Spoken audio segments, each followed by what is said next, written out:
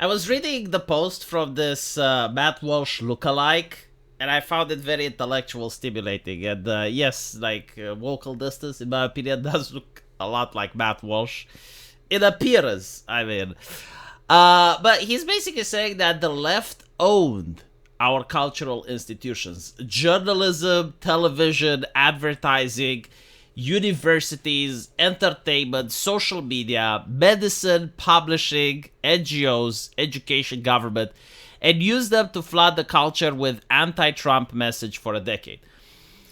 I can't really fight against this because it's absolutely true. I mean, even advertisement, right? Like the Gillette commercial showing how men are somehow evil, like trying to gaslight men into believing that they're monsters was a thing.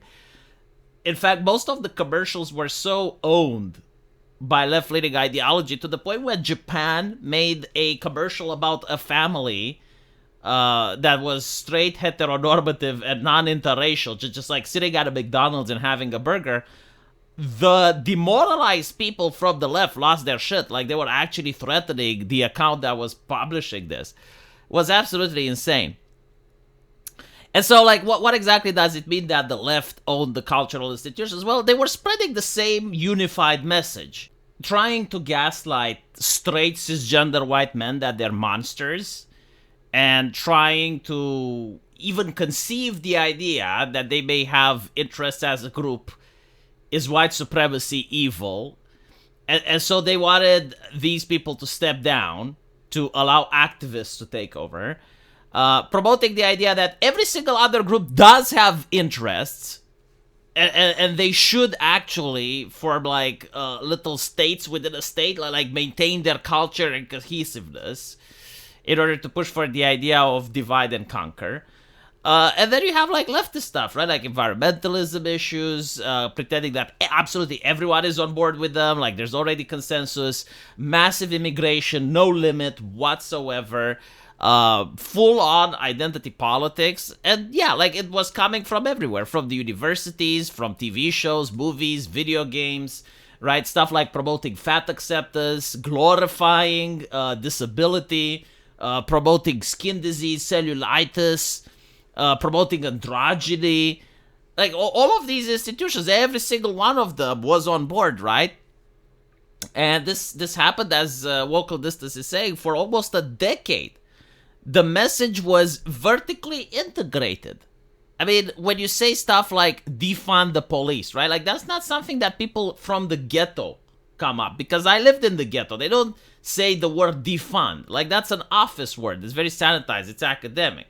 Like they would probably say something like starve the pigs if it came grassroots.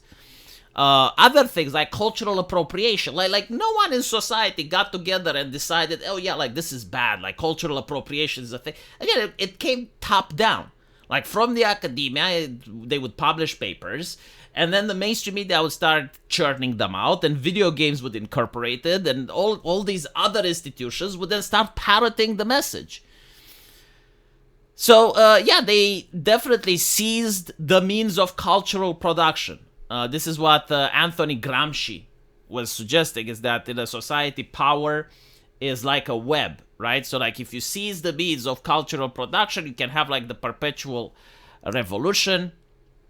And on top of that, like, they were pushing for the anti-Trump message. Like in 2016, every Hollywood actor, every mainstream media talking point, every celebrity, like they were all on board that Orange Man bad.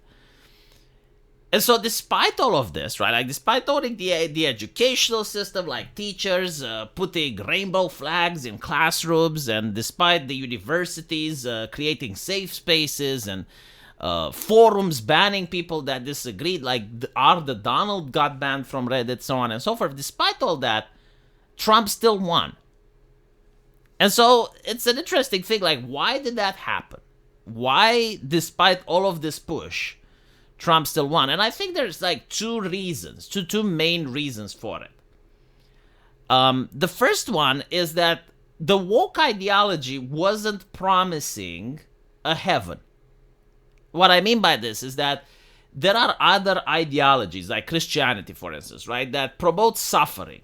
It's like you are sinful, right? Like they're trying to gaslight you that you're born evil because you're born with the original sin.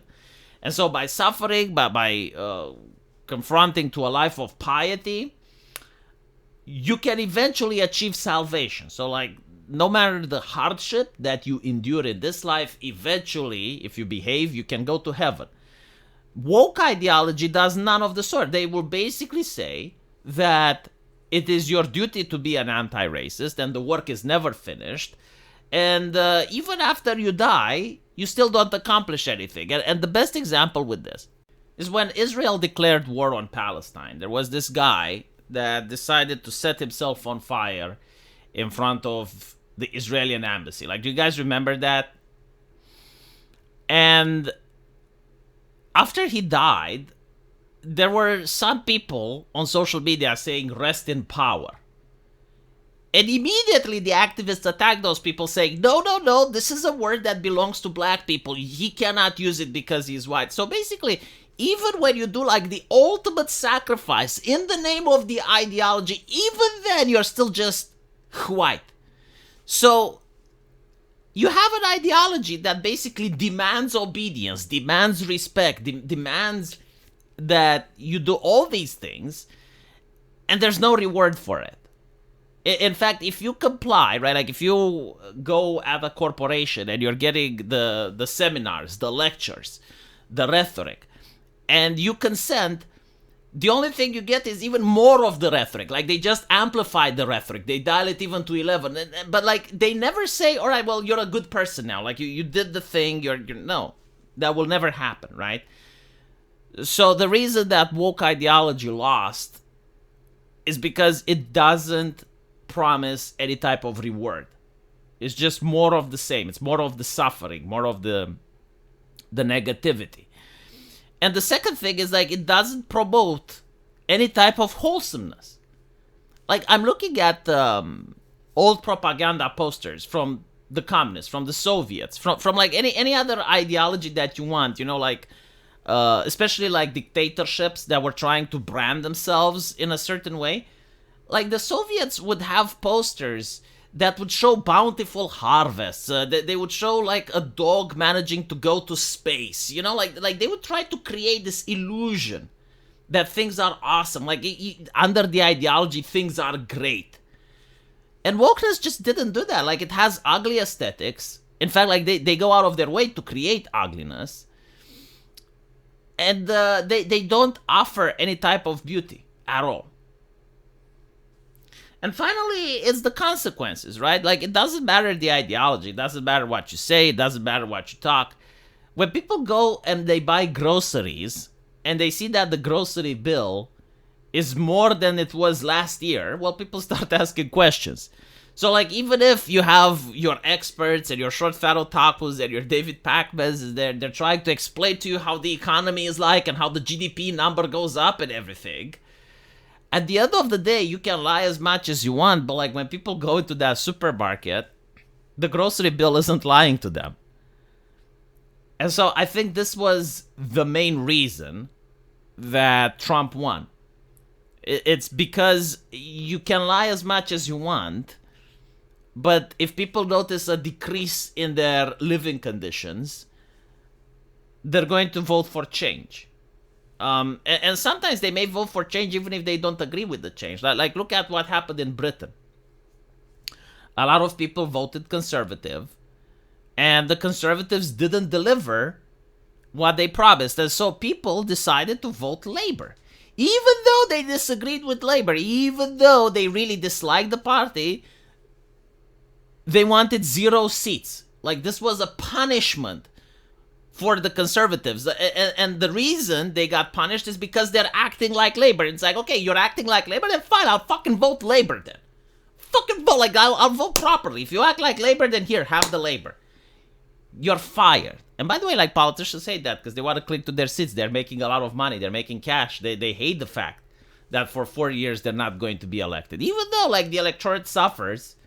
It's like, why would you vote for Labour? Well, I was getting Labour anyway. And so might as well get it from the professionals, right? And I think like this was the mentality of a lot of British people who now will probably wait until the next elections and vote Conservative. Maybe they learned something, the Conservatives, or maybe not. I don't know. There is also the possibility that they vote for Nigel Farage's party. Like, that would be interesting. But given the history of British politics, I kind of doubt it. Anyway, right. Let me know what you guys think. And as usual, I will see you in the comment section. Take care.